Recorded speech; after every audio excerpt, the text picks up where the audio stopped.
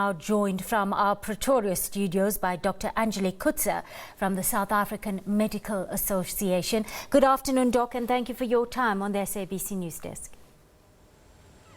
Thank you, Karnishi, and good afternoon to all the listeners out there and viewers.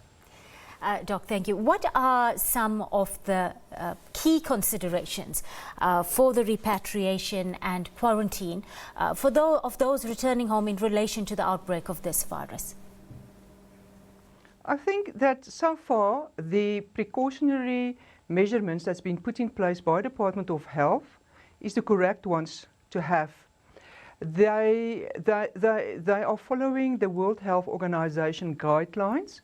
Also remember that these people coming back has been for quite some time now in Wuhan, and they are, for all practical reasons, healthy.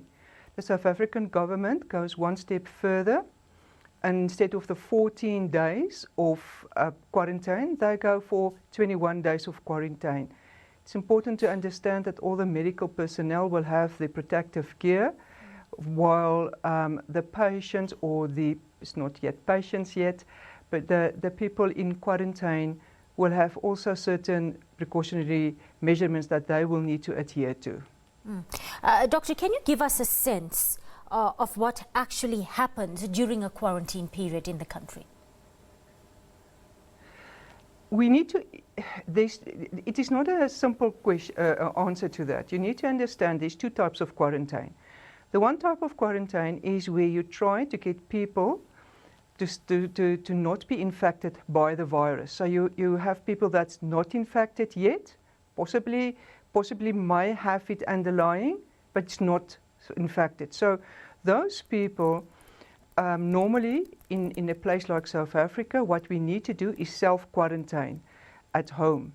In the case of the people coming from Wuhan, where we know that they have been infected, well, in a city that is having the virus, you will take the precautionary measurements as what is done by the Department of Health.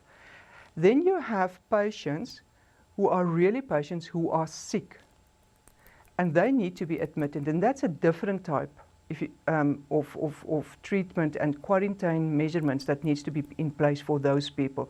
So it's not a one-size-fits-all. You have a place out there and then you can quarantine anyone. You quarantine people that's healthy, make sure that they do not spread or don't have a virus underlying. We know the virus is maximum 14 days, so 21 days should be sufficient enough for people without any clinical symptoms of the virus. So that's one part. If you are having symptoms of the virus, 80% of people will have mild symptoms. That is self-quarantine at home. Doctor, just on that point, can you just explain the difference or elaborate on the difference between isolation and quarantine for us?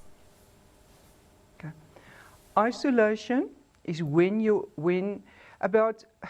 if you look at the stats, 80% of people will have mild disease. Some of them won't even know that they have the disease. The problem with those mild diseases is that they can spread the virus and you don't know who of them are what we call a super spreader. Also important to understand that those people can shred the virus through their skin's virus particles. So if you go and then you get your 15% that will be ill. Of those, about half of them will severely ill and they will need isolation. They will go onto a ventilator, and this is where the problem also starts. So if they are admitted in the hospital, that isolation room must have negative pressure with its own ductus system, where the virus needs to be getting out of that room via the aircon system. The aircon system cannot be linked to the rest of the hospital because you will spread that virus into the rest of the hospital, which will become a death trap. So isolation means negative pressure, protective gear, you will be ventilated, and there you will have a 50% death rate. Otherwise, isolation is not the same as quarantine, where these people will be able to walk freely around in that perimeter. They will not be able to go out. They will be tested. Again, the doctors will have the protective gear. In surgeries and in casualties, we do not have protective gear, so it is very difficult to let patients come into a surgery because there's not isolation areas in the average surgery of doctors as well as casualties. So that brings us to another problem. All right, Doctor, what happens in the very unlikely event of suspected cases detected at arrival?